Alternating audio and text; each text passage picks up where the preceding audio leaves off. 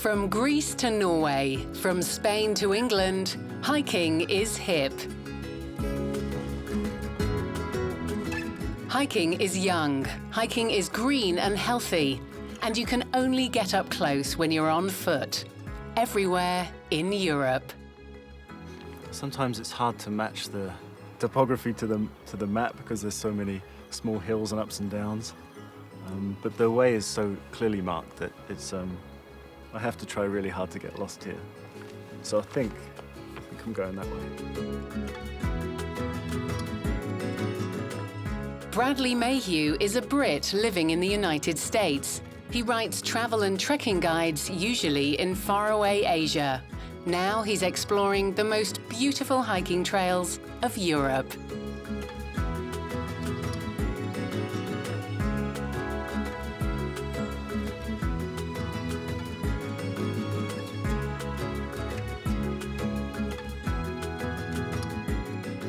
One of the most popular long-distance hiking paths of Germany begins where the borders of Luxembourg, France and Germany meet.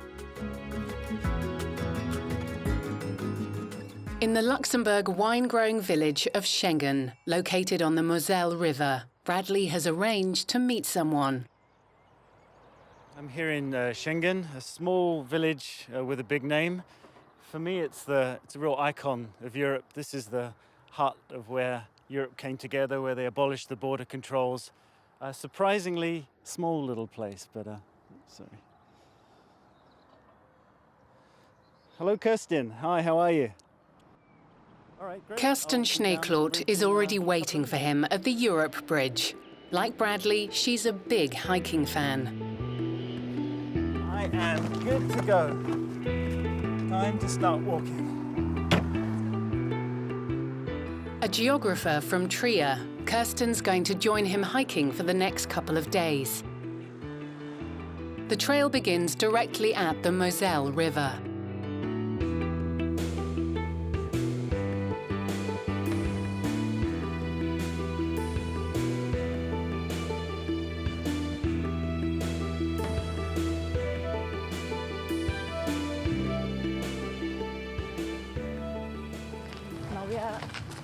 In the tri-border region, the first leg of the path goes through France for about 2 hours.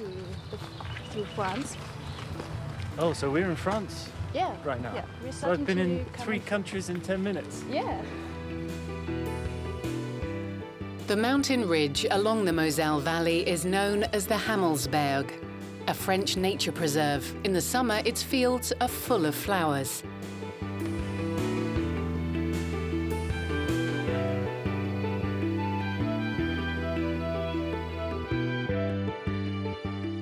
The Saar-Hunsrück Trail, around 220 kilometers long, leads from the tri-point of France, Luxembourg and Germany to the town of Idar-Oberstein. Along the way, there's a small side trip to Trier, one of the oldest cities in Germany. A last section of the trail can be followed all the way to the Rhine River. So how many days have we got to look forward to? To Idar-Oberstein we have 12 days and 3 more to Trier. 12 days, yeah. Okay. I hadn't heard much about Hunsrück before I came here, before I started reading about the hike. It's kind of a hidden corner of Germany for me. But I've heard great things about the hike. You hear that it's one of the prettiest hiking trails in Germany. So I'm looking forward to walking all the way through the Hunsrück. It's great to actually walk all the way across it rather than just drive through in a car or a bus. The Hunsrück is a low mountain range in southwestern Germany, located between the Rhine, Mosel and Saar. It forms a plateau used for agriculture and forestry. We don't really have a lot of industry here, nor a lot of jobs. But hiking tourism is bringing more and more jobs to the region and is already an economic factor here.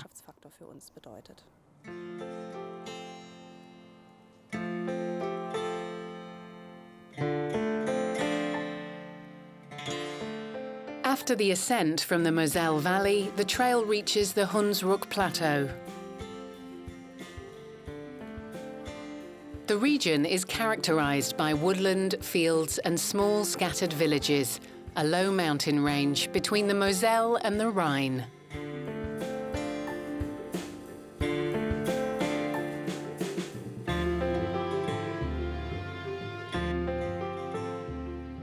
The trail is designed so that meadow, forest and river sections alternate. It has almost no paved sections.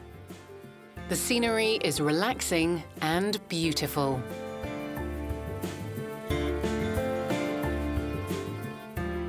And the trail offers a lot of variety.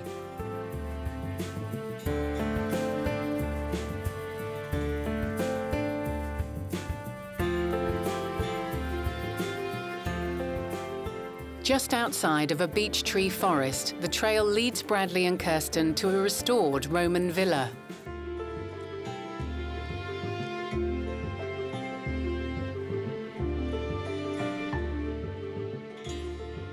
"2,000 years ago, Julius Caesar conquered the southwest of what is now Germany. For 500 years, the region was part of the Roman Empire. To keep the Roman legions fed, large farming estates were established. They were managed from country manors like this one, the Villa Borg.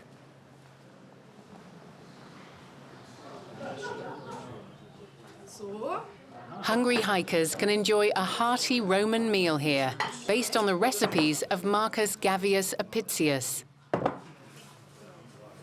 So who was Apicius? I've never heard of him. Who is he? Apicius was a Roman, as we say it, Feinschmecker. Feinschmecker? Yeah, gourmet. Okay. Feinschmecker. And he collected some recipes. It was the first cookbook we know. Really? So you Yeah. can still follow those recipes and make dishes like this today? Yeah. A wine that goes well with the Roman cuisine is the history-steeped white Elbling. So it's genuine Roman wine? As Yeah. well as Roman. It's Roman wine, yeah. It seems that Elbling is a white grape that the Romans introduced here almost 2,000 years ago, pretty much. And it's been growing here ever since. It's been transposed into other vines, so it's kind of mixed into the local landscape. And it's still being made, especially in along the Moselle River, up in Luxembourg. So you're drinking a little piece of history here, which is nice. It's a good wine. It's quite dry. It's a little bit tart. I recommend it.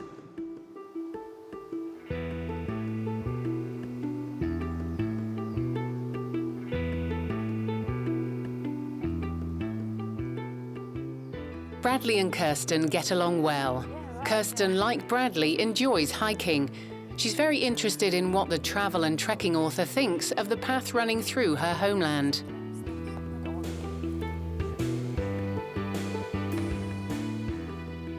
It's only a few hours from the Roman Villa Borg to one of the scenic highlights of the Saar-Hunsrück Trail, the Saarschleife, or Saar Loop.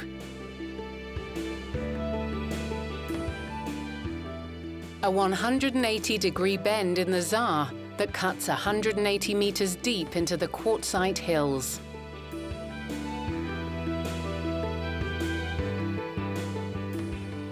From here, Bradley and Kirsten continue walking along the river until they reach the small town of Mettlach. In Mettlach, the path takes them past the historic premises of Villeroy & Bosch. This tradition-rich manufacturer of fine ceramics has been in the business for over 250 years. Tableware from Villeroy & Bosch is famous around the world.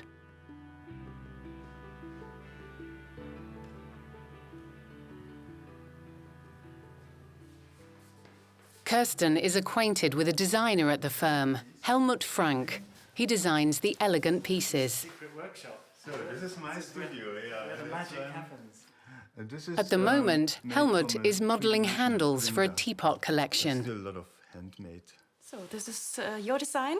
Yes, Yeah. that's my design. It was a very special project. This is a dog. Nice, yeah. So, yeah, and this is plaster. So you make the things out of plaster first, and then eventually you make a porcelain final Yes. product of that, Yeah, and yeah, yeah. firing it. And Yeah, we would have a plaster model like this, cast a mold from that model, yeah. and then out of that mold you can cast the porcelain.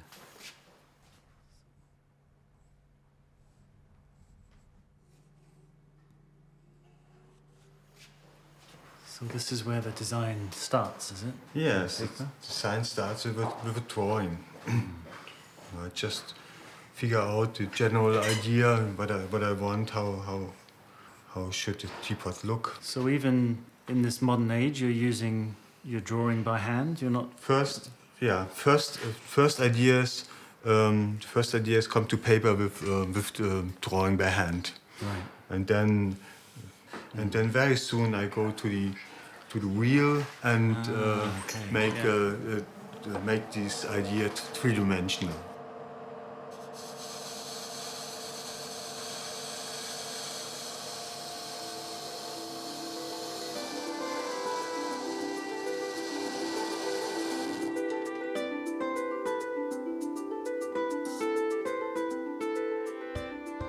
From Mettlach, the trail rises back up to the Hunsrück Plateau.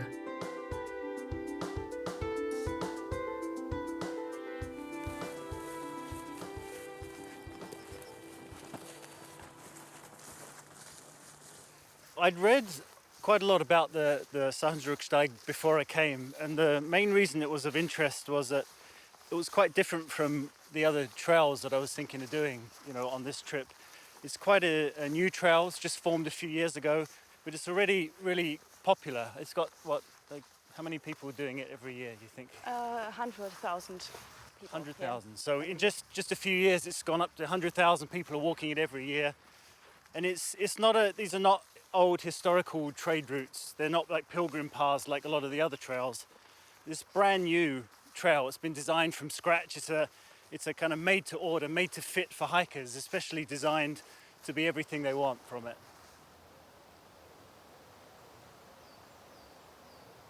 And everything hikers might desire is found along the way. Untouched nature, a highly varied landscape, a clearly marked path, and flexible stages. Rainy weather, of course, is less popular with hikers. In the Hunsrück region, you can't go wrong having an umbrella in your backpack. At midday on the fifth leg of the hike, Bradley and Kirsten reach the village of Waldhürzbach. At the old fire station, Bradley hears some voices and hopes they can get out of the weather for a hot cup of coffee.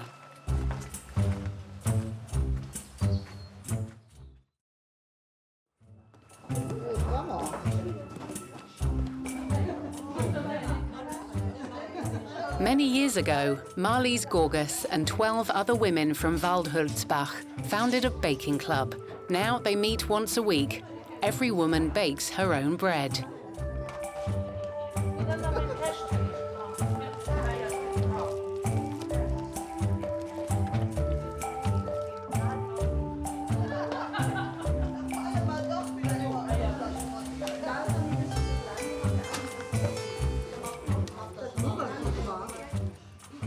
On baking day, Monk Pra usually also stops by. He and Marlies Gorgas know each other well. There's a Buddhist temple in the village, learns Bradley. Pra from Thailand is the only monk there.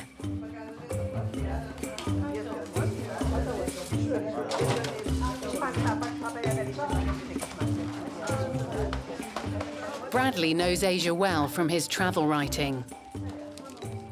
But what is a Buddhist monk doing in the Hunsrück?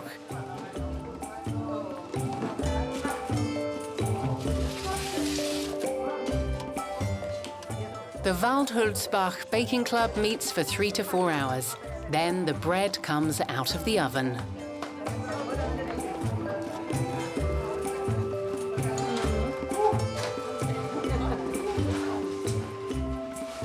Bradley thoroughly enjoys the taste of the oven-fresh bread.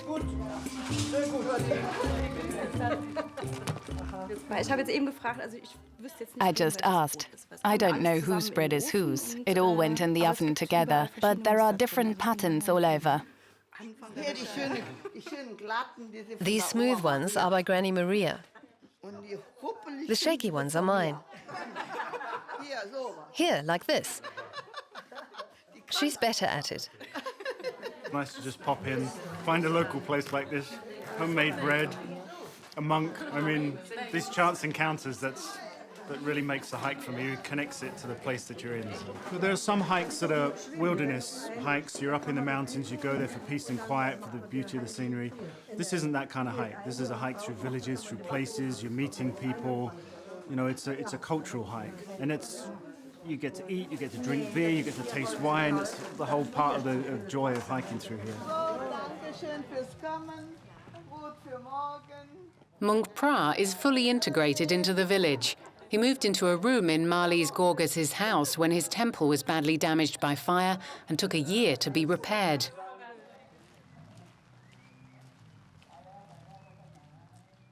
The Wat Somdej temple lies in the heart of the village in a residential building.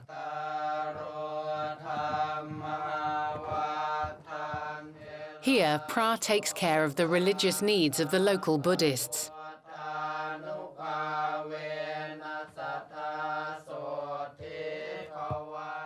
who, for the most part, are the Thai wives of Hunsrück men. แต่ถ้าเรากำหนดซะแล้วนะสมมติได้ยินก็ได้ยินหนอได้ยินหนอเดี๋ยวมันก็หายไปทุกอย่างเกิดขึ้นตั้งอยู่ก็ดับไปเรา Everything that we hear, see, or smell, we should consciously notice, pay heed to.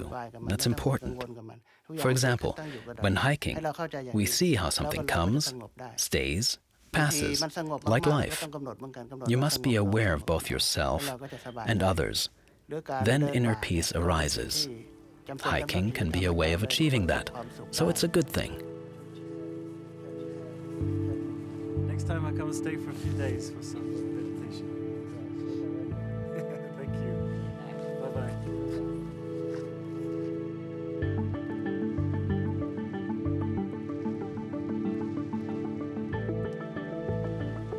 Today, the two are out of luck when it comes to the weather.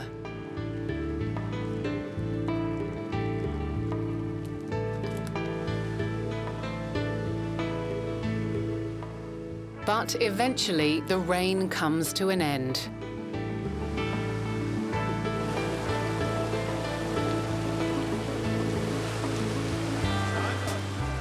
One nice thing about hiking is it's easy to make friends.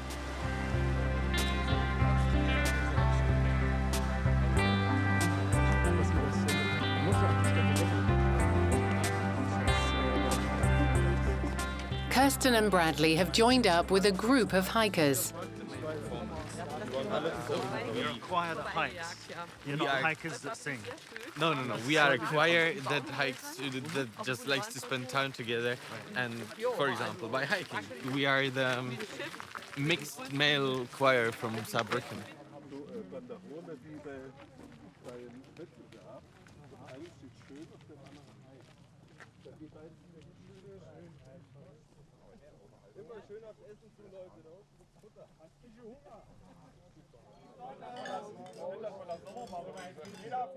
The mixed choir consists only of men. The only woman is Ame Shaib, the choir master.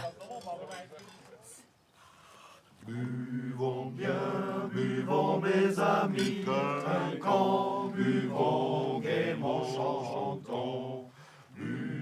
In the first mixed men's choir of Saarbrücken, gay and straight men come together to sing.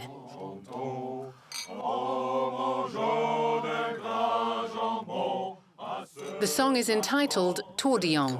It's a French drinking song from 1530 about ordinary soldiers. It laments how much nicer it would be to drink wine and eat ham with the enemy instead of being at war with them.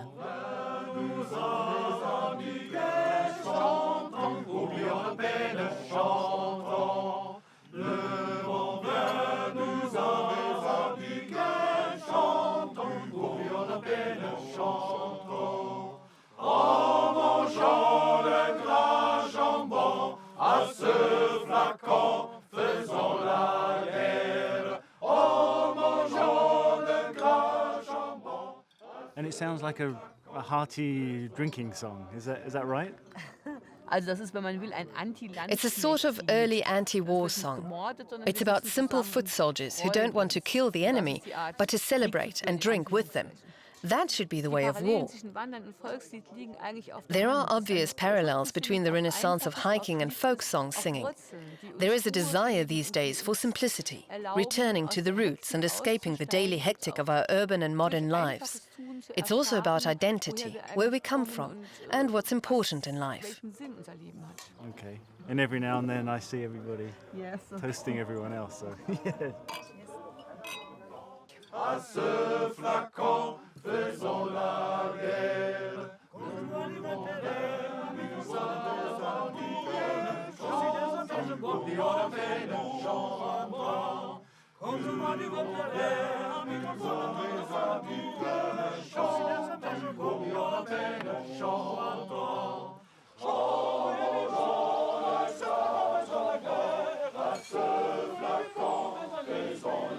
Ein Gräbchen und ein Käft, ein Kau, ein Bäckerbrot und 2 Käft. This tradition is 1,000 years old. Once a year, the men from the forest cooperative of Vadril draw lots to find out who can cut wood from which plot in the community forest and how much. Ein Butschelchen und ein Käft. The numbered forest plots are allocated by a lottery using wooden balls marked with ancient family symbols, known as hedge symbols. Die 40.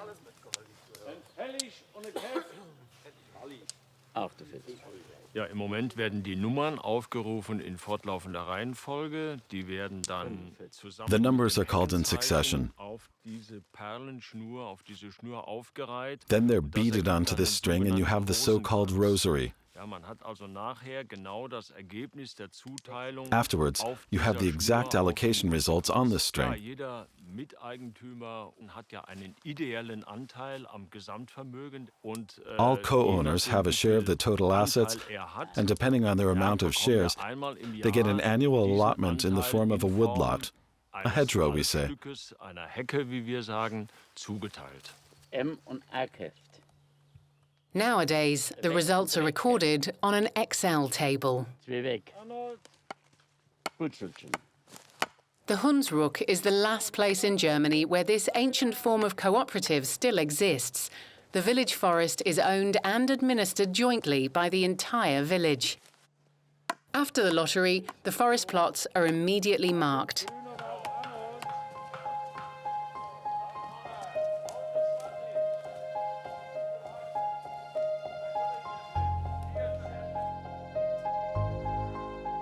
By now, Bradley and Kirsten have done about half of the trail.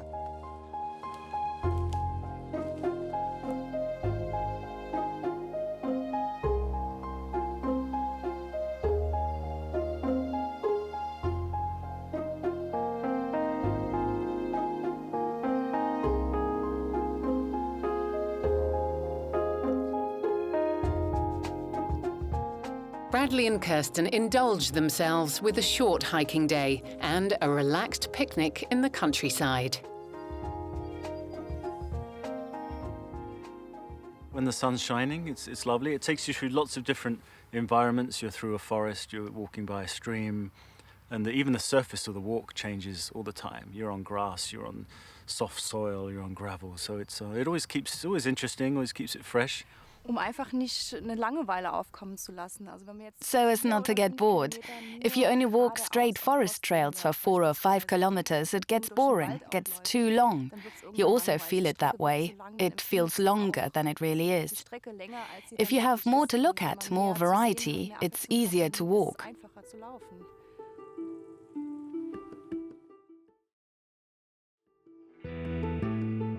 From the high plateau of the Hunsrück, a branch of the trail leads down into the Moselle Valley and to the city of Trier. Trier is the oldest city in Germany. It was founded by the Romans over 2,000 years ago. The Roman and medieval monuments of Trier have been designated a World Cultural Heritage Site.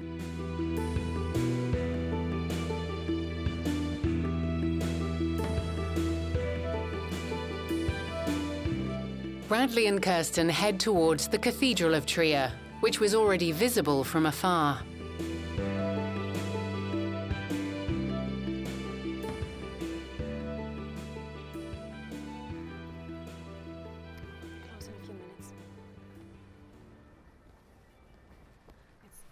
The Cathedral of Trier, built on Roman ruins, is the oldest Episcopal church of Germany.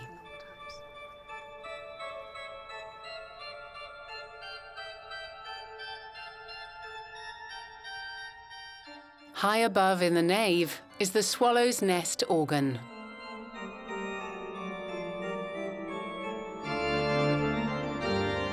The organist Josef Still usually practices after the visitors have left the cathedral. The organ has 5,600 pipes, is 16 meters high, and weighs 30 tons.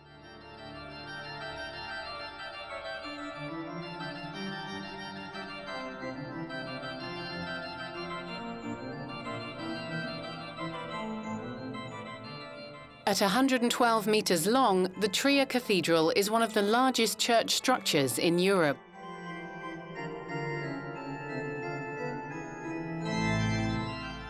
The history of the Trier Cathedral is one of regular destruction and constant extensions. The current structure combines all eras of European art and architectural history. In 1986, the cathedral was listed as a UNESCO World Heritage Site.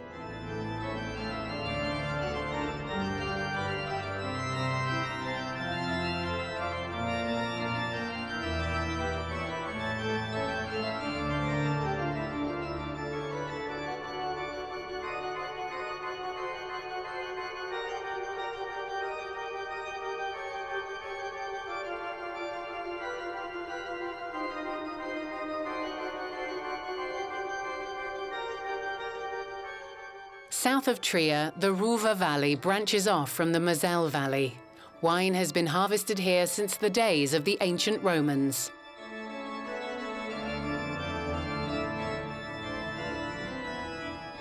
The Saar-Hunsrück Trail leads past the steep slopes of Marienlei.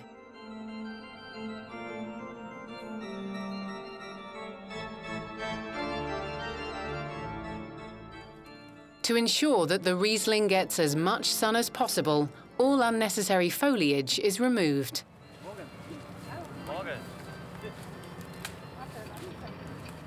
You've got enough to do here, don't you? Hey, the weather's nice, so it's okay. When did you begin? At 6 o'clock this morning. That early? Yes, because then the temperature is pleasant and not as hot as midday. So can you tell just by looking at the grapes that they're Riesling? Yes, especially it's on the leaf you see it. It's a special color. It's a special ribes.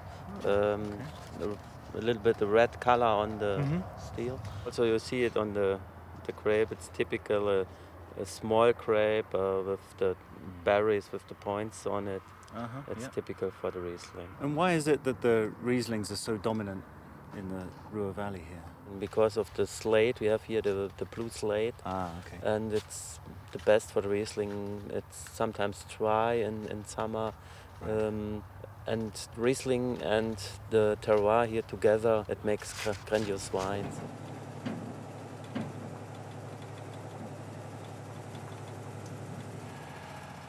Wolfgang Mertes is the vintner of Chateau Marienlei.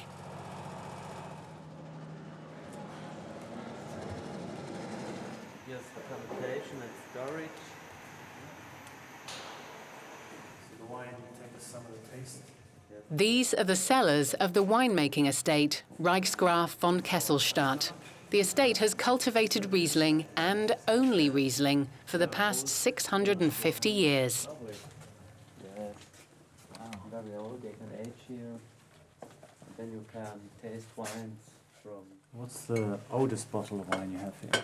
We have from 1947 here. Wow. Wine.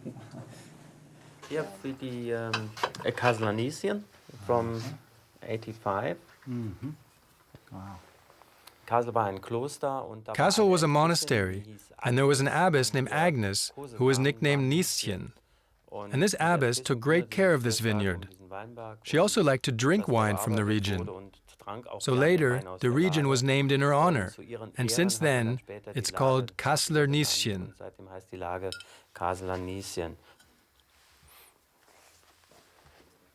a certain irony of calling a winemaker after someone in a monastery.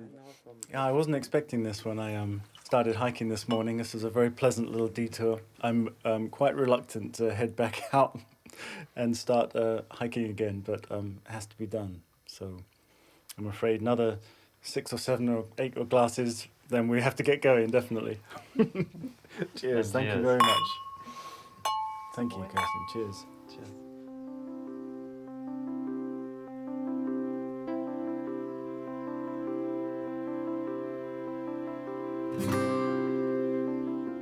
Behind the River Valley, the trail leads back up to the Hunsrück Plateau.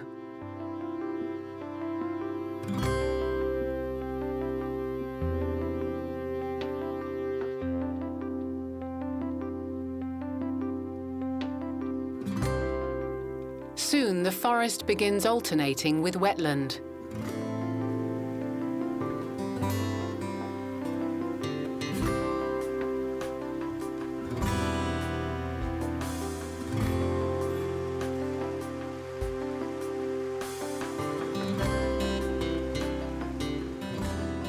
In Vadril Valley, researcher Ulrich Heinz studies the fields and wetlands for the Nature Conservation Society of Saarland.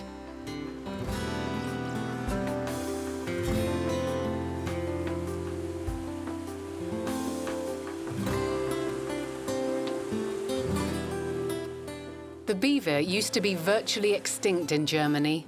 In the 1990s, the Conservation Society brought 4 of them to Saarland from the Elbe River.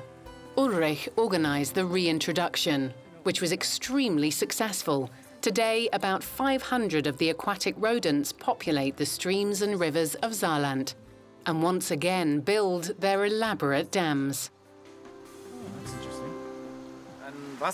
A hydraulic engineer would never build a straight dam, but would always give it a bulge.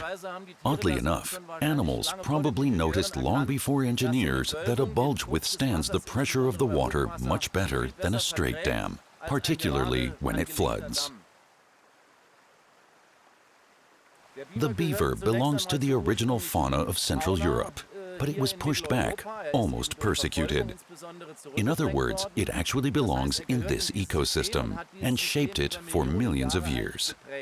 With its dams, its damming and regulatory activities, it created the ideal habitat for all sorts of insects, amphibians, fish, and birds. These species existed, so to speak, in the wake of the beaver and are now slowly coming back with them. In the background, we just heard a kingfisher. It likes coming here to catch small fish, which of course are more plentiful in a pond like this than in the fast-flowing, streaming waters further down.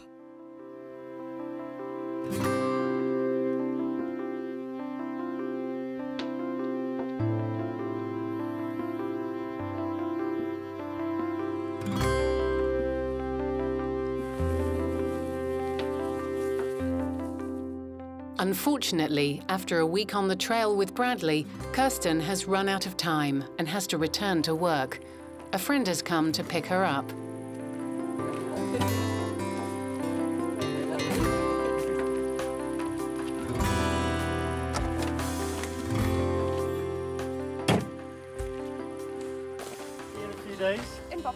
The farewell is difficult. The two got along well. Bradley has to manage on his own now.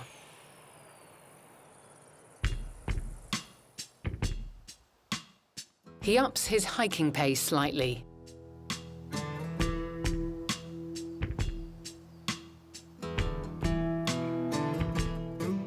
At Hoxel, the Saar-Hunsrück Trail crosses the viaduct of the decommissioned Hunsrück Railway.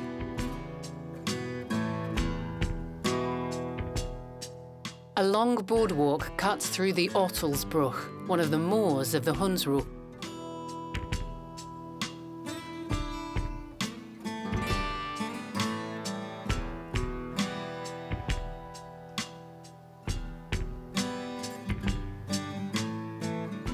The trail is perfectly marked, but Bradley always carries a map.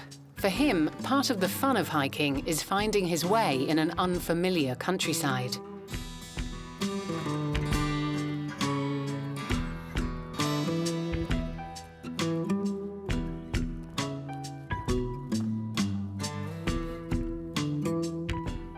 Nevertheless, at 6 o'clock in the morning, Bradley realizes he's lost his way.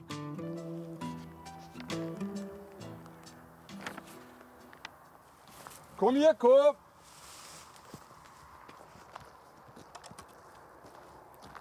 Na kom, na kom! Good morning. Good morning. Excuse me, do you know where the village of Wilstenberg-Husweiler is? Wilstenberg-Husweiler is down there, just a small walk down. I'm going the same direction, but I have to gather the cows first. Can I help you? Sure. Sprechen Sie ein bisschen Englisch? Mein Deutsch ist sehr schlecht. Yeah, a little bit I speak. Okay. Well, I have something for you. Okay, so wow. I have something else to make some noise. Okay. So we could go ahead and try to get them. Yes, cow herding. Good. Right, okay. Na kom, na kom, na kom! You know, I have a little problem. A couple of weeks ago, my dog died. Okay. I had a wonderful system and I didn't need to do anything. Right. The dog was doing the whole job and now I have to run myself. It's much harder work now, is it? I'm really glad, actually, that I have somebody to help this morning. I'll be your dog this morning, right? Well, we could try. Sure. Sure.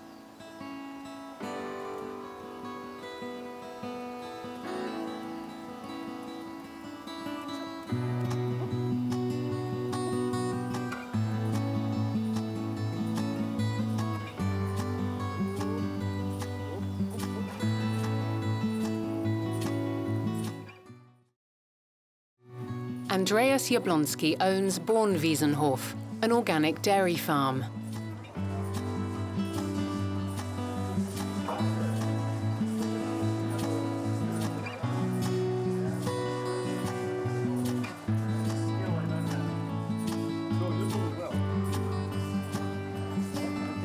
She's ready, okay.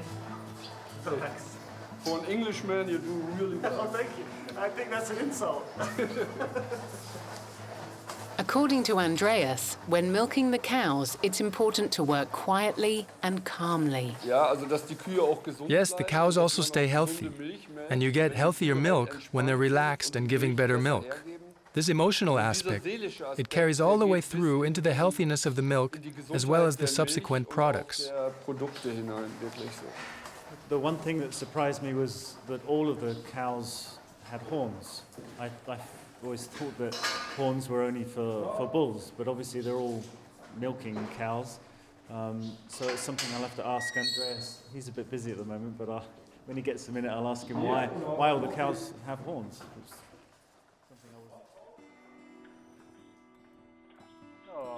Oh, sweetie. Bradley is handed over to Andreas's wife, Micah, who manages the cheese dairy.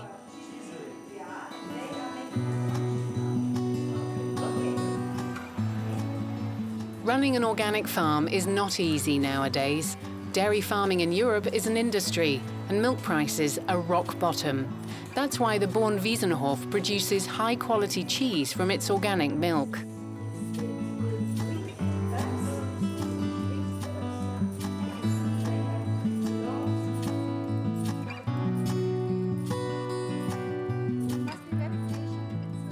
After the milking and cheese making, it's time for breakfast. All the farmhands come together and enjoy this daily ritual.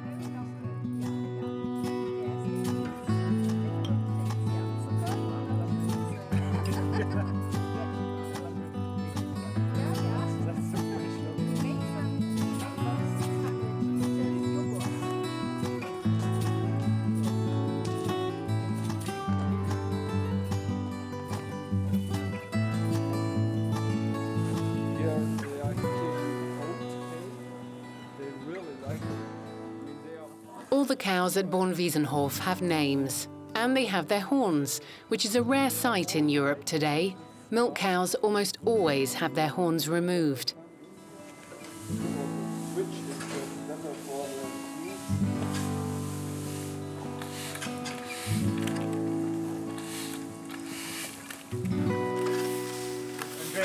And notice that all the cows here have horns. It's not just the males, is it?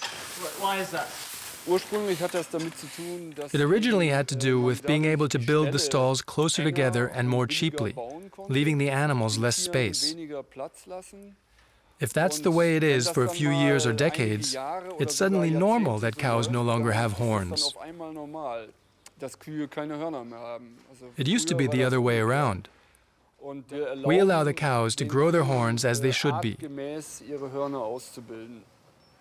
The cows that have horns here, the milk is slightly different, and it means that people who are lactose intolerant can often digest and enjoy that milk. So it's quite a useful addition, as well as making the cows happier. It seems that Andreas is really he's really in tune with his animals. I think he understands them well, and he feels quite connected to them. He can tell different animals apart. He knows when they're happy and when they're not. I think it's an organic farm. You're much closer to the land, the animals. It's just alive. It's wonderful.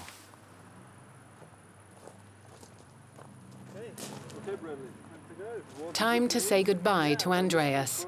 Bradley has milked the cows, had breakfast and swept the stall. Now it's time to get on his way. Thanks a lot. We'll remember you. Thanks. Bye. Cheers.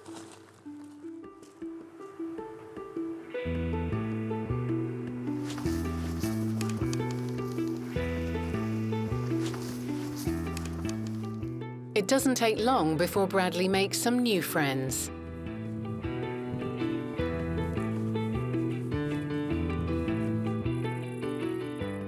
Anya and Judy are jewelry designers.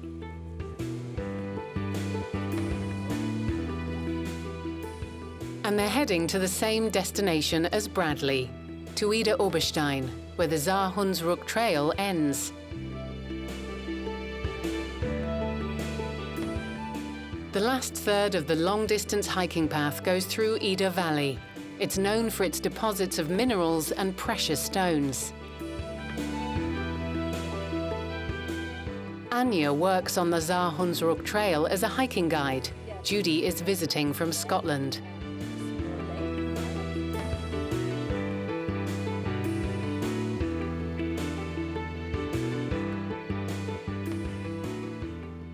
But it's great to get to meet locals, get some local tips to point out some interesting things on the trail and get some different perspectives. So it's super easy to meet hikers on the trail. Everyone's really helpful. If you get a map out and look lost, you'll inevitably find someone who will help you. And people are always happy to hike together for a while. It's a very friendly community out here.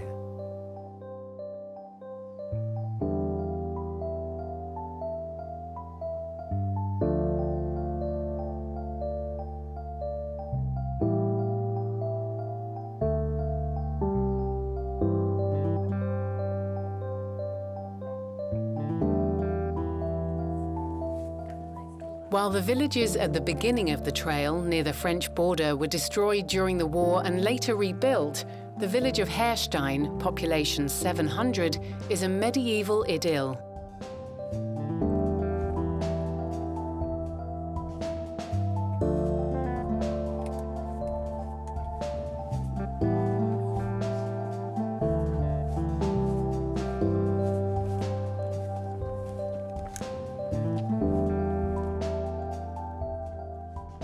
In Herstein, an ancient profession is still practiced, one that's practically died out in Germany and is consequently no longer taught.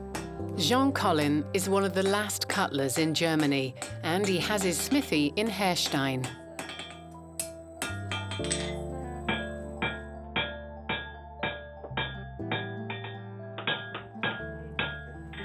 Well, you look like a blacksmith. Sorry, but is that actually your profession? I'm a knifesmith, a bladesmith. Ah, okay. And I've specialized in traditional tools and arms and knives. And this is a dying profession, in fact. So there's no long. You cannot learn it any longer, except when you find somebody who teaches you. It's quite fine work, isn't it?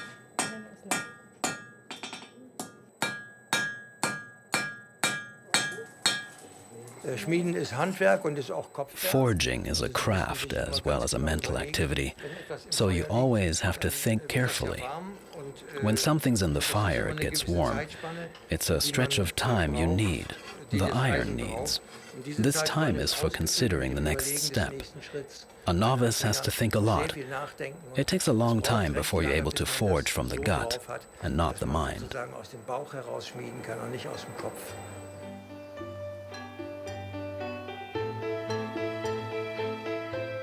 From here, it's not that much further to the end of the Saar-Hunsrück Trail at the small town of Idar-Oberstein.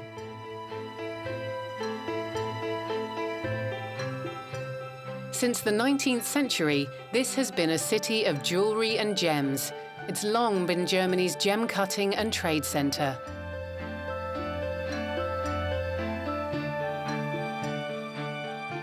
It's also Anja Eckart's home.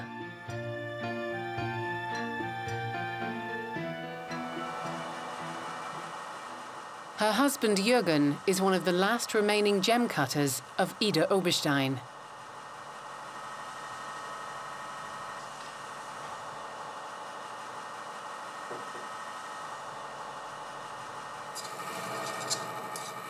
Unfortunately, the tradition-rich trade is not doing well.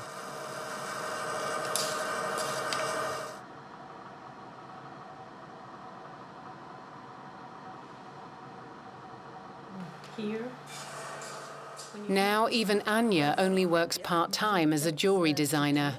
The decline began when the gemstone deposits around Idar-Oberstein were exhausted.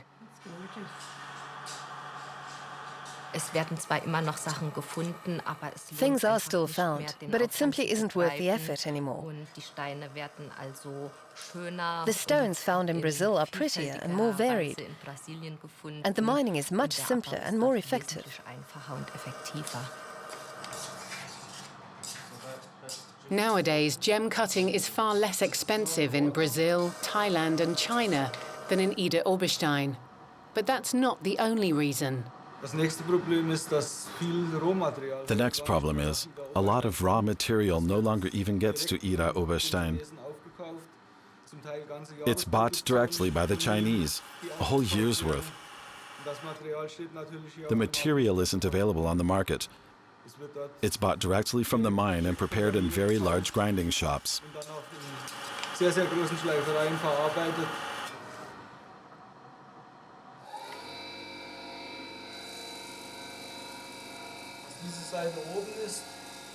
Bradley tries his hand at it with a piece of rose quartz.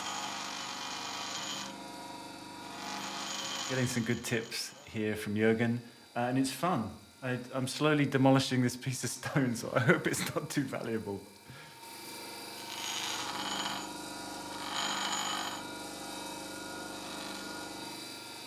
I think hiking, because you're very much in the trail, you're close to the trail, you're hiking it, you're not in a bus, you're not in a car, you sense things much more strongly.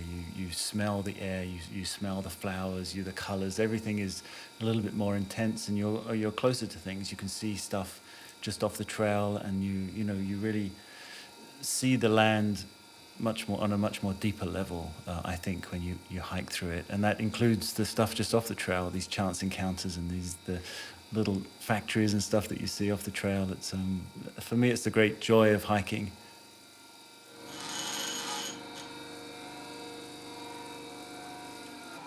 Am Schluss soll er so aussehen. This is what it should look like. Yeah. Okay. Yeah, this could take some time. Okay. All right. Yeah. Okay. Okay. Come back tomorrow. Yeah.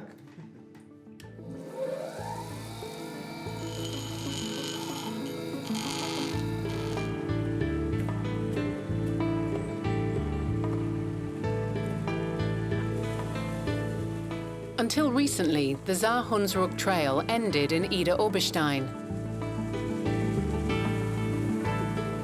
However, the trail is currently being extended. northwards across the entire Hunsrück and all the way to the Rhine. According to the map, I'm heading right towards the River Rhine, town of Boppard. So I'm looking forward to see that. It's a really a real icon of Germany, the real heartland of Germany, and Boppard's supposed to be a nice romantic town. So I'm looking forward to seeing that just around the corner, I'm hoping.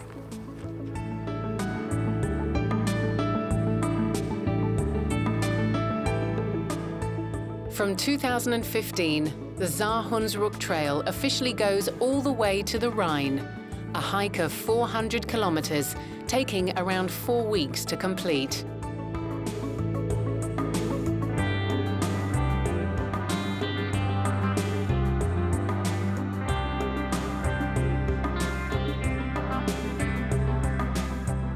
In Boppard, Bradley has one last rendezvous.